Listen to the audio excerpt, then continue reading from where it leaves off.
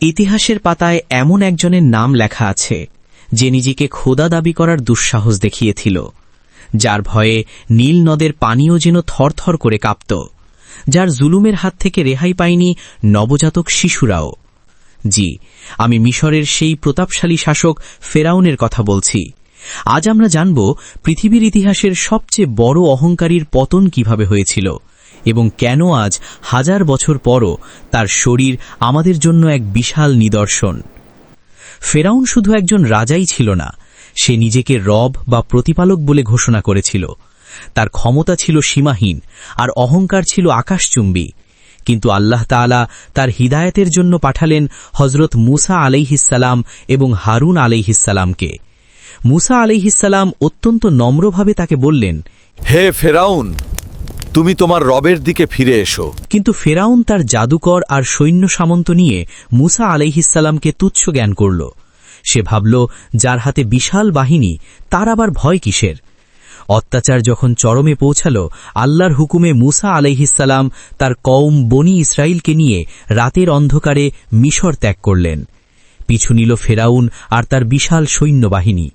সামনে উত্তাল নীল নদ, পেছনে খুনি ফেরাউন। বনি ইসরাইলরা যখন বাঁচার আশা ছেড়ে দিল, ঠিক তখনই ঘটল সেই মিরাকল। আল্লাহর নির্দেশে মূসা আলাইহিসসালাম যখন তার লাঠি দিয়ে পানিতে আঘাত করলেন, তখন বিশাল নীল নদ মাঝখান দিয়ে চিরে গিয়ে 12টি রাস্তা হয়ে গেল। মূসা আলাইহিসসালাম ও তার দল নিরাপদে পার হয়ে গেলেন। কিন্তু যখন ফেরাউন তার অহংকার নিয়ে সেই রাস্তায় পা রাখল, ঠিক মাঝপথে আসার পর আল্লাহর হুকুমে পানি আবার আগের জায়গায় ফিরে এলো। মুহূর্তের মধ্যে তলিয়ে গেল পৃথিবীর ইতিহাসের সবচেয়ে শক্তিশালী বাহিনী। মরার আগ মুহূর্তে যখন ফেরাউন বুঝতে পারল তার আর বাঁচার পথ নেই, তখন সে চিৎকার করে বলল, আমি ঈমান আনলাম মূসার রবের ওপর। কিন্তু আল্লাহ তার সেই তওবা কবুল করলেন না। পবিত্র কোরআনে আল্লাহ বলেছেন, আজ আমি তোমার দেহকে রক্ষা করব, যাতে তুমি পরবর্তী প্রজন্মের জন্য নিদর্শন হয়ে থাকো। সূরা ইউনুস 92 নং আয়াত। আজও কায়রোর মিউজিয়ামে সেই ফেরাউনের লাশ অবিকৃত অবস্থায় পড়ে আছে। না মাটি তাকে খেয়ে ফেলেছে, না পানি তাকে পচিয়ে দিয়েছে।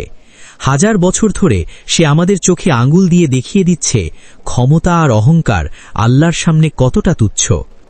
ভাই ও বোনেরা, ফেরাউনের কাহিনী আমাদের কেবল একটি ঐতিহাসিক গল্প নয়, এটি আমাদের মনে করিয়ে দেয় যে জালিম যত শক্তিশালীই হোক না কেন, আল্লাহর পাকড়াও থেকে কারো নিস্তার নেই। আসুন আমরা আমাদের জীবন থেকে অহংকার দূর করি এবং একমাত্র মহান আল্লাহর সামনে নিজেদের মাথা নত করি। আল্লাহ আমাদের সবাইকে হিদায়াত দান করুন। আমিন।